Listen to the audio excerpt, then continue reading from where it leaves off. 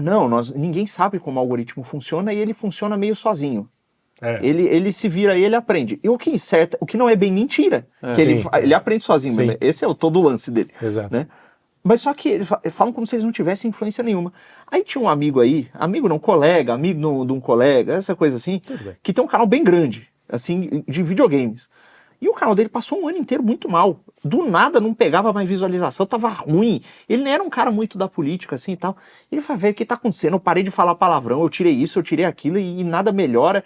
E não sei o que lá, e manda e-mail pra brasileiro e não sei o que, e tenta conversar e tal. E fala, pô, isso aqui tá estranho, essa estatística é muito improvável que isso aconteça e tal, não sei o que. No Brasil ninguém deu certo. Ele encontrou um gringo que ele tinha um contato lá e falou, velho, tá errado. Tá errado. E ele falou, eu acabei de checar aqui, e tem mesmo um lance aqui no algoritmo da recomendação pro seu canal que tá errado, eu vou tirar. Véi, no dia seguinte o canal dele tava em alta. Assim, do nada. O cara apertou um botão. E acabou não descobrindo por que resolveu.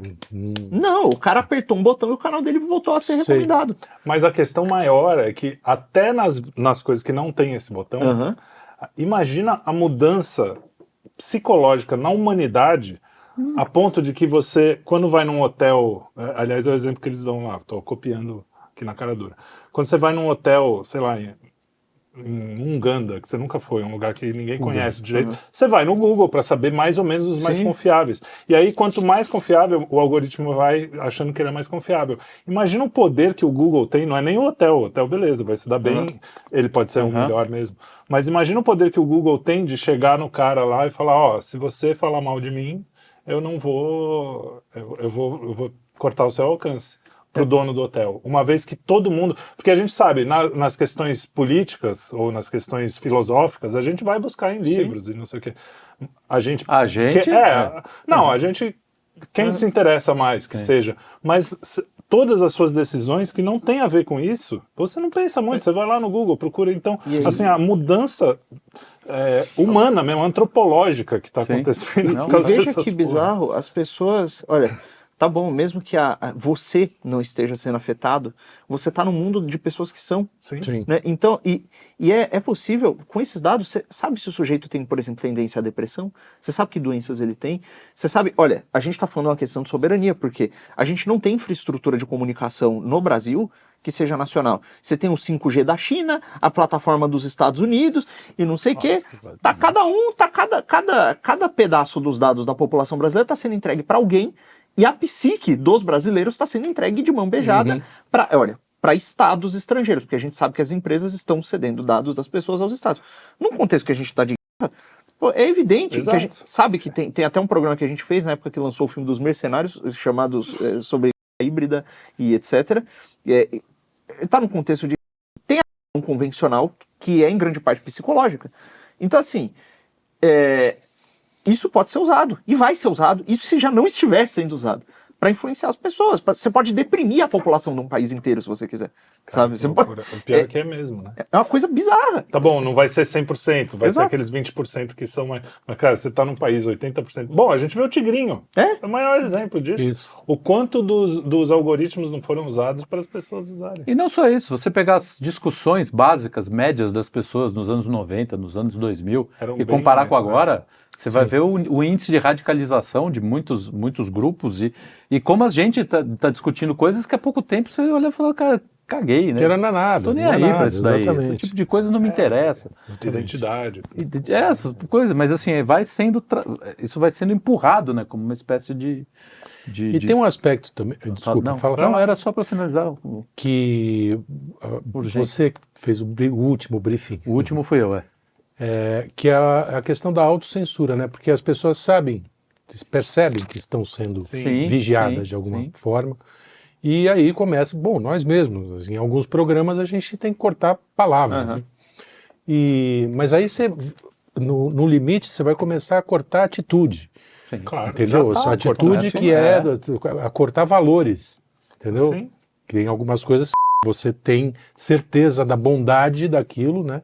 Isso vai gerar fala cada assim, vez... mas isso não vai pegar bem pro mainstream. Não vai pegar bem, não vai, pode até me causar problemas. Problemas, sim. Não, se não pegar bem, os caras podem te... tornando cada vez mais nichada a sociedade. Vai ficar grupos que se confirmam o tempo inteiro. E aí eles não vão fazer, que é o natural da sociedade. A gente tem que conviver com o diferente, né? Com o diferente de verdade, não a diversidade falsa que eles tentam vender.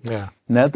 Se juntar todo mundo aqui, a gente vai, no fim das contas, cada um tem uma... Sim. Né? Tem um objetivo, claro. Hoje a gente tem um objetivo maior. Mas a gente tem uma cosmovisão parecida. Mais parecida, mas, nossa vida diária é totalmente distinta.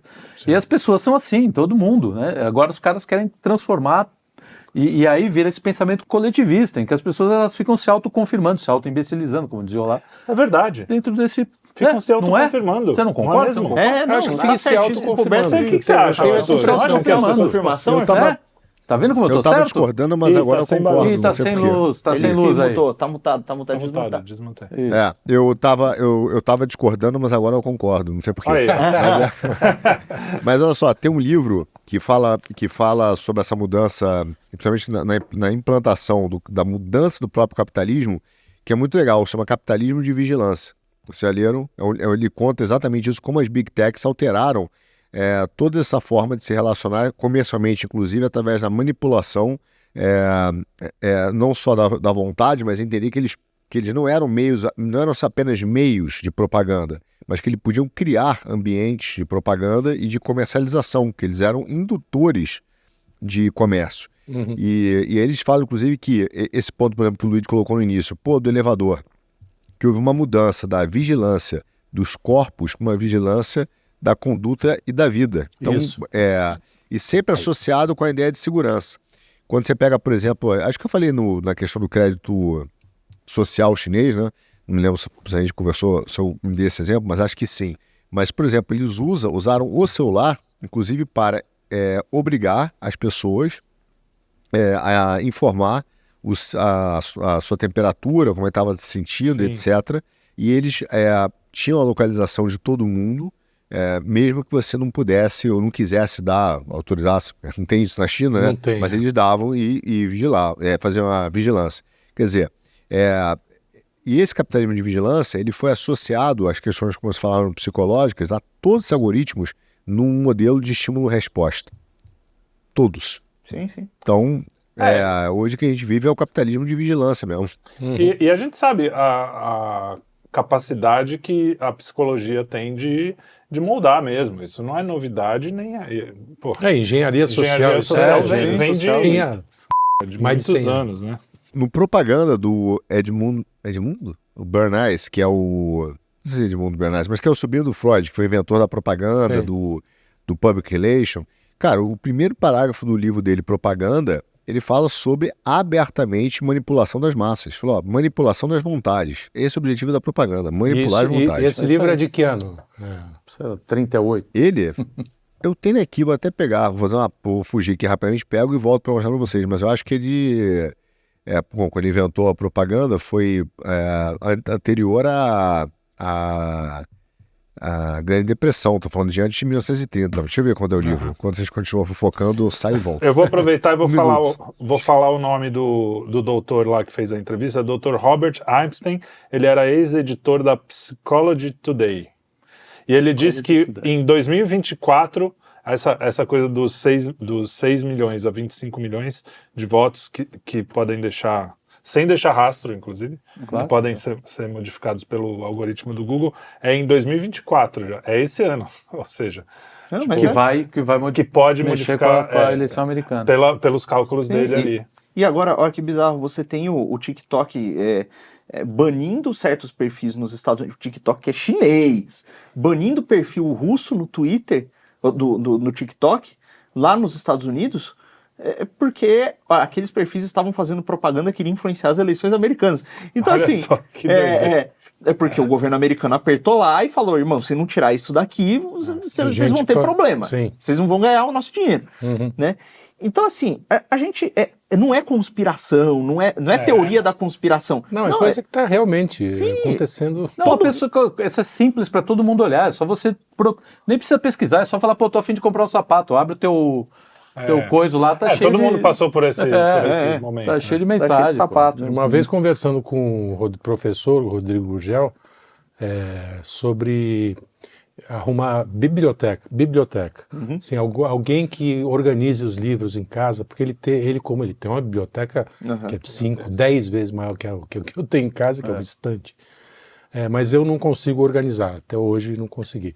E aí eu falei, pô, você tem uma moça que arrumou para você, que fez, você pode... Isso, WhatsApp, falando em mensagem de voz. Mensagem de voz, não é nem escrita. Eu acabei de falar com o Rodrigo, entrei no Facebook, alguma dessas redes, imediatamente veio um anúncio de organize seus livros, não sei o que lá. Aquilo me assustou. Porque é muito específico, né? Porque não é uma coisa que poderia acontecer em qualquer outro momento. Várias vezes eu falo sobre filmes aqui no almoço, a gente está falando sobre o Cine Quinto, né? O Eric, que é nosso editor, ele gosta bastante, então ele, né? E fala pouco, né? Eu tento falar, não, fala pouco, né? Eu estava sendo irônico, aqui eu não lembrei. Eu tento falar mais, mas não deixo o microfone ficar caindo. O vídeo tem esse problema também. Mas, aí, ó. Tô falando. Editor, deixa isso aí para provar que eu não estou. Mas a questão é que a gente vive conversando sobre filmes, séries, e às vezes uma série que a gente não viu há anos, aí de repente está lá o YouTube sugerindo alguém falando sobre essa série, às vezes até em inglês, que nem a gente fala aqui em português, né? A gente não costuma conversar em inglês. Parece até alemão. Assim. E, cara, dá um sustinho, dá um medinho. Só que, cara, também... E aí? O que você faz? Então, isso é uma pergunta que eu ia fazer, assim, não vamos fugir disso, né? Não tem saída. Para onde não tem, como dizem os jovens. It's over. It's over. É o Romanini. It's so over. Não, mas eu acho que tem saída. Eu acho que é It's over completo. Você acha? Eu acho que é It's over completo. Eu acho que tem uma saída. Tem uma vai saída... pro mato. Você joga seu celular fora e vai pro mato. Não, tem uma saída... Igual o Into the Wild. Já não deu muito certo pra ele. Morre lá, come uma fruta errada, porque você não vai pesquisar no Google se a fruta tá exatamente. Se ele tivesse o Google ali, ele ia pesquisar essa fruta venenosa. Não, mas eu acho que o único... armado, não é que tem uma solução, eu não acho que vai resolver, até porque a solução passa por as pessoas terem uma noção, a política passa por várias coisas. Seria... acabar com esse monopólio maldito dessas big techs. E isso só vai acontecer, os liberais que me perdoem, vão odiar isso, através de governos, através de coisa, quebrando monopólio, como sempre aconteceu, quando teve monopólio antes. E aí tem que ser um governo tão que ele fale assim, não, eu vou fazer isso porque eu quero mesmo, não porque eu quero os dados dele e eu vou pegar uma parte, não sei o quê. Tem que ter um herói. Ou seja, é impossível. Tem que ter um herói, tem que ter um santo. Sempre tem que ter na história. Tem que ter um santo, e tem que ter um santo, mas não é qualquer santo. É um santo que pegue uma arma, aponte na cabeça do CEO da Big Tech e fala, irmão, ou você para com essa merda, ou você morre. E eu não tô dizendo isso porque eu sou autoritário, eu gosto de impor as coisas da violência. É porque esse é o mundo.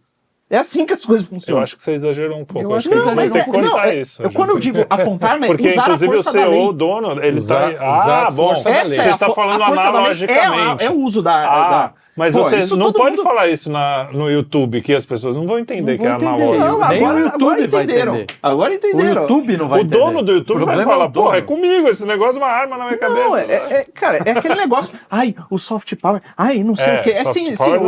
O soft power acaba quando o hard power da bala tá pra entrar na cabeça do sujeito, porra.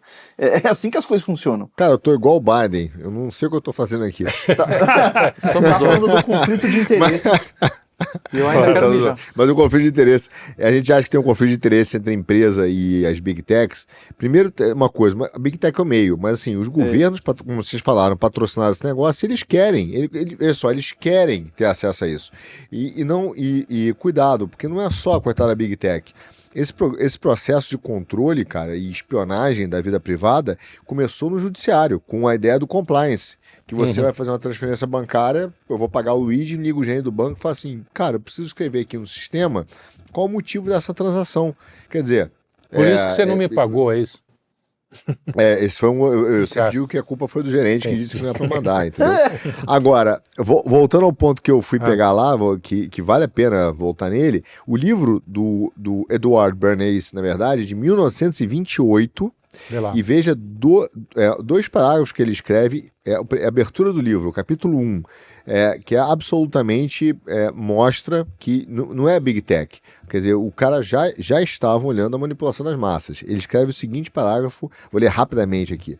A manipulação consciente e inteligente dos hábitos e das opiniões coordenadas das massas é um elemento importante, veja você, da sociedade democrática.